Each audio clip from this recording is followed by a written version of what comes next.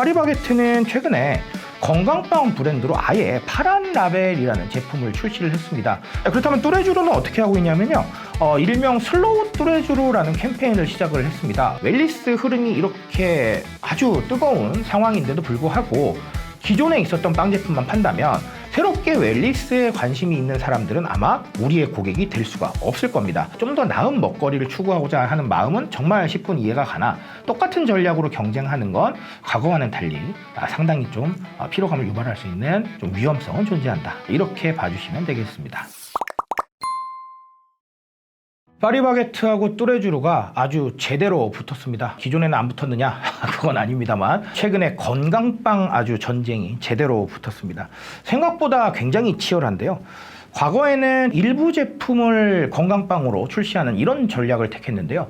이번에는 완전히 다른 전략을 구사하고 있습니다. 자, 그래서 각각 한번 좀 보면요. 파리바게트는 최근에 건강빵 브랜드로 아예 파란 라벨이라는 제품을 출시를 했습니다. 아마 그 파리바게트 매장에 보시면 밖에 그 파란 라벨이라고 해서 포스터가 붙어 있는 매장들이 굉장히 많을 텐데요. 기존에 있었던 빵 제품들을 좀 더 업그레이드해서 파란 라벨이라는 제품으로 통합을 시켰고요. 심지어 케이크도 나와 있습니다. 저당 케이크가 나와 있는데 케이크에 대한 호불호는 조금 갈릴 수는 있을 거란 생각은 하는데요. 건강하게 케이크를 드시던 분들한테는 아주 반가운 소식이 아닐까라고 생각을 합니다. 자, 그렇다면 뚜레쥬르는 어떻게 하고 있냐면요, 일명 슬로우 뚜레쥬르라는 캠페인을 시작을 했습니다. 슬로우 뚜레쥬르라는 건 굉장히 좀 느려진다라는 건데요. 심지어 이 느려진다라는 의미에 우리가 최근 많은 관심을 가지고 있는 저속 노화를 결합을 시켰더라고요. 우리가 밀가루만 생각을 한다면 저속 노화보다는 조금 뭐 반대의 개념이죠. 뭐 고속 노화라고 표현을 해야 되나요? 이런 쪽에 좀 더 가까운 느낌인데 이 느낌을 아예 그냥 뒤집겠다라는 의욕으로 보입니다. 그래서 건강빵 캠페인도 버리고, 그리고 또 건강한 느낌으로 일부 매장을 세단장하는 이런 전략을 좀 택했고요. 그리고 곡물 식빵이라던가 아니면 오트밀을 활용한 빵이라던가 이런 제품들을 굉장히 지속적으로 출시를 하면서 아까도 말씀을 드렸지만 과거에는 전체 제품 중에 일부를 그렇게 만들었는데 지금은 전체 제품을 다 그렇게 만드는 건 아니지만 아예 브랜드를 따로 만들고 또 아예 전반적인 캠페인을 벌이면서 과거보다는 굉장히 큰 움직임을 보이고 있다, 이렇게 봐주시면 되겠습니다. 건강과 케이크가 좀 상상이 잘 안 되는데 보통 베이킹에는 설탕이 많이 들어간 걸로 유명하잖아요. 맞아요. 네. 그래서 네, 이런 대표적인 베이커리 프랜차이즈 두 브랜드가 이런 건강빵을 내세운 이유는 뭘까요? 여러 가지 이유가 있겠지만요. 눈에 보이는 이유는 건강에 대한 관심이 너무 많이 올라가 있습니다. 편의점에 가시면 이런 농담들 하죠. 제로 아닌 음료 찾기가 더 어렵다, 이런 농담을 하는데요. 그럴 정도로 다 제로화가 되고 있죠. 결국은 사람들이 건강에 관심이 많다라는 거를 생각을 할 수가 있겠습니다. 그래서 특별히 탄수화물도 좀 줄이시고, 그 다음에 고단백 아니면 식이섬유 이런 키워드에 워낙 관심이 많으시다 보니까요, 이런 부분을 바로 빵에 적용을 했다, 이렇게 봐주시면 되겠습니다. 자, 그리고 그냥 단순하게 건강 쪽에 관심이 있는 게 아니라 실제로 관리하시는 분들도 굉장히 많아요. 당뇨 환자는 당뇨식에 가까운 이런 부분들을 드시고, 아니면 다이어트를 하신다던가, 이렇게 각자의 관심사에 따라서 상당히 다양한 건강에 대한 적용이 이루어지고 있는데요. 이런 부분들이 우리가 웰니스라는 단어로 설명을 하죠. 좀 더 나은 삶을 추구하는 그런 트렌드인데요. 이 트렌드의 핵심이라고 할 수 있는 게 바로 건강과 관리입니다. 이런 연장선상에서 보면 최근에 말차 열풍이 불고 있는데요. 이 말차가 디저트에도 나오고요, 과자나 아이스크림에도 굉장히 많이 등장을 하고 있습니다. 말차는 웰니스에 해당을 하죠. 해외에서도 말차의 효능에 집중을 해서 여러 가지 상황들이 나오더라고요. 우리가 느끼기에 일반적인 제품보다는 그래도 좀 더 웰니스한 이미지를 가지고 있는 거죠. 자, 그리고 MZ세대가 건강한 미식을 좀 선호하는 이런 상황들을 많이 보여주고 있어요. 과거에는 단순히 맛있다면 됐어요. 근데 지금은 맛있고 기왕이면 몸에 좋은지까지를 고려하는 거죠. 결국은 가치 소비라고 생각을 합니다. 스스로 가지고 있는 어떤 가치관이라던가 아니면 스스로 가지고 있는 취향도 충분히 가치에 해당을 합니다. 그래서 저는 가치 소비에 영향을 주는 기준들은 눈에 보이지 않는 모든 것이다, 이렇게 표현을 합니다. 개인의 취향이나 개인의 가치관 역시나 눈에 보이진 않습니다. 하지만 나한테는 굉장히 중요한 소비의 기준이 되거든요.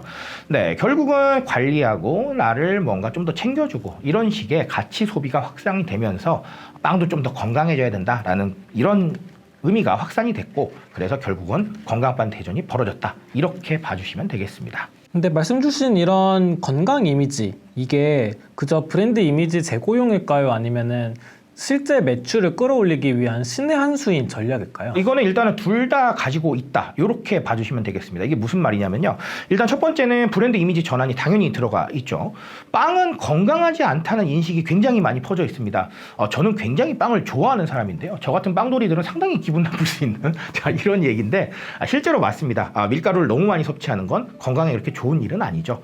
그리고 또 이제 글루텐 때문에 사실 소화도 잘 안 된다고 하시는 분들도 많죠. 그래서 이제 글루텐 프리 찾으시는 분들도 많은데요. 어쨌든간 그런 빵을 중점적으로 다루는 브랜드잖아요. 그러다 보니까 이 이야기가 중첩이 되면서 결국은 이런 결론을 뽑아낼 수가 있잖아요. 건강하지 않은 제품을 파는 브랜드다. 네, 이런 좀 안 좋은 상황으로 갈 수가 있거든요.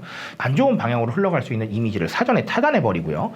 우리는 건강한 제품 팔고 있어 라는 이런 브랜드 이미지 쇄신으로 진행이 될 수가 있겠죠. 자, 그러면 건강빵을 내면서 우리가 생각해 봐야 될 건 매출 구조에 대한 변화입니다.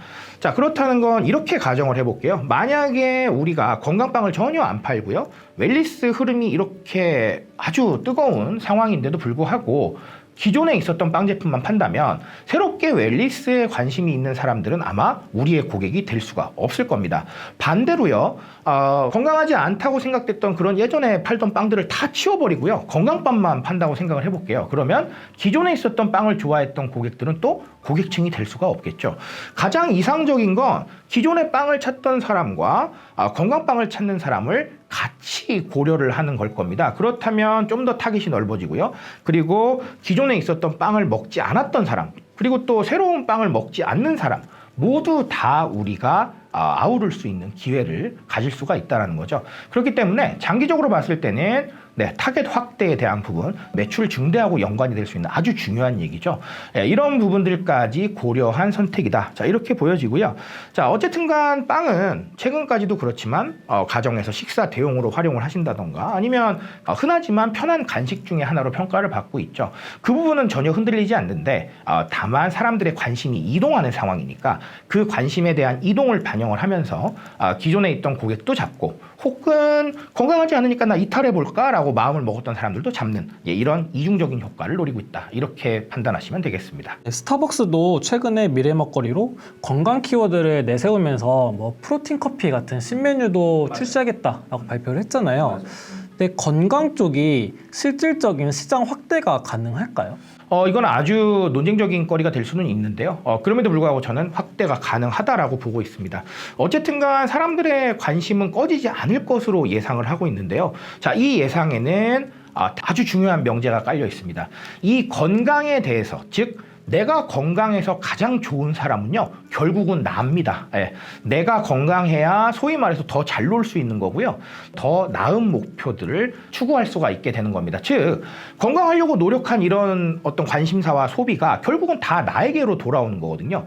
MZ세대와 알파세대는 스스로한테 관심이 많습니다. 자, 근데 자신에게 돌아오는 노력과 소비, 너무 매력적이지 않나요? 이런 키워드이기 때문에 결국은 이 웰니스라는 단어 쉽게 꺼지지 않을 것이다 라고 보고 있고요. 특히나 이제 기성세대 분들도 자신에 대한 관리나 아니면 자신에 대한 어떤 유지에 대해서 관심이 굉장히 커지고 있는 시대거든요. 자, 이건 어떻게 생각을 할 수 있냐면요. 원래 기성세대 분들은 이랬습니다. 내가 건강을 챙겨야 되지만 자녀한테 조금 더 좋은 걸 주고 싶다라는 마음이 굉장히 컸었죠. 자, 그러면 지금의 부모님들은 그런 거 안 하느냐? 그건 아닙니다. 삶과 책임감의 균형을 추구하게 되었습니다. 그래서 많은 것들이 바뀌고 있죠. 그렇기 때문에 스스로 관리하시는 분들 굉장히 많고요. 여기서 정리를 해본다면 기성세대 분들과 젊은 세대 분들 그리고 심지어 어린 세대 분들까지 자신을 위한 소비에는 정말 시간과 노력을 아끼지 않는다는 걸 알 수 있죠. 그렇기 때문에 상당히 좀 유망한 미래 먹거리가 된다라는 건 확실한 것 같고요. 자, 그리고 브랜드를 조금 확장해서 생각을 한다면요. 단순히 빵이 아니라 건강빵이라는 건 나의 건강을 챙기는 파트너라는 인식을 줄 수가 있잖아요. 즉, 단순하게 빵을 판매했던 베이커리에서 나의 삶의 동반자, 조금 더 오버하게 해석을 한다면 웰리스의 어떤 중심으로 갈 수가 있다라는 거잖아요. 네, 그렇기 때문에 브랜드 이미지 쇄신뿐만 아니라 사람들이 정말 곁에 둬야겠다라는 필요성을 느낄 수 있기 때문에 여러모로 기대 효과도 많고요. 그리고 이 시장 자체는 미래에도 상당히 좀 유지가 될 가능성이 높겠다. 이런 판단이 가능하겠습니다. 그럼 말씀 주신 이 파리바게트의 파란 라벨 그리고 뚜레쥬르의 슬로우 뚜레쥬르 이거 실제로 드셔보셨나요? 먹어봤습니다. 맞아요. 드셔보셨을 때 보통의 빵과 좀 다른 점이 좀 있었나요? 일단은 밀가루로 만든 빵보다는 식감이 조금 거친 부분은 있죠. 근데 과거보다는 이것도 공법이 많이 좋아져서 좀 덜 거칠어졌다. 이렇게 봐주시면 될 것 같긴 합니다. 그래서 건강빵을 챙겨 먹어도 그래도 이 정도면 괜찮네 라는 생각들을 할 수 있게 된 그런 지점까지 온 것 같고요. 다만 이제 우려가 되는 건 기존에 있던 빵보다 약간 조금 비싸질 수밖에 없거든요. 여러 가지 상황들을 고려를 했을 때. 그렇다면 사람들이 이 가성비에 공감해서 모두가 다 구매를 하겠느냐, 여기에 대한 건 약간 아직은 물음표인 것 같기는 합니다. 근데 다만 건강에 대한 관심이 좀 더 커지고, 그리고 이게 더 중요하다라고 느끼는 가치 소비를 추구하는 사람들이 많아지면 많아질수록 이 가격대에 공감할 수 있는 가능성도 좀 더 높아지겠죠. 사실 한국에서 베이커리 시장의 가장 큰 문제는 건강하지 않음보다는 약간 가격이잖아요. 맞아요. 한국이 유난히 빵 가격이 높다고도 하고 성심당 도 이제 맛성비라고 하죠. 맞아요. 저렴하면서도 맛있으니까 떠올랐는데 이러한 리스크 같은 건 어떻게 관리를 하면 좋을까요? 일단은 빵에 대한 가격 맞아요. 성심당의 이 가성비와 그리고 심지어 우리 지하철역에 많이 있는 1,000원짜리 빵에 대해서 사람들이 굉장히 많이 반응을 합니다. 자, 그렇게 가격에 대해서 민감한 소비자들이 정말 좋은 빵이라고 해서 가격이 올라갔을 때 이걸 받아들일 수 있겠느냐라는 거는 아직은 약간은 물음표가 있는 것 사실입니다. 결론은 사람들이 조금 더 많이 동의를 할 수 있는 가격대를 찾는 거라고 생각을 합니다. 그런 가격대를 찾기 위해서 뚜레쥬르하고 파리바게트가 더 많은 제품을 출시해 보면서 아마 가능성을 봐야 되지 않을까라는 생각을 하고요. 근데 다만 저는 다른 걱정을 합니다. 어쨌든간 빵 프랜차이즈로 가장 유명한 두 업체가 똑같은 경쟁을 하고 있다는 건 다소 피로감을 유발할 수 있는 부분들이 있거든요. 어쨌든 우리가 반농담으로 하는 얘기지만 제로 음료가 완전히 대세가 되면서 나는 돈을 주고 제로 음료는 안 먹는다라는 얘기를 하시더라고요.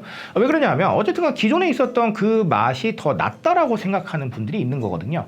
그렇게 소비자들이 반응이 갈릴 것임에도 불구하고 두 프랜차이즈, 가장 큰 두 대형 프랜차이즈가 똑같은 경쟁을 벌이고 있다는 건 결국은 기존에 있었던 제품에 공감하는 소비자들의 어떤 이 마음을 사로잡을 수 없는 부분이기 때문에 상당한 피로감을 유발할 수 있다. 즉, 좀 더 나은 삶을 추구하고 좀 더 나은 먹거리를 추구하고자 하는 마음은 정말 10분 이해가 가나 똑같은 전략으로 경쟁하는 건 과거와는 달리 상당히 좀 피로감을 유발할 수 있는 좀 위험성은 존재한다. 이렇게 봐주시면 되겠습니다. 둘 다 드셔보셨다고 하셨잖아요.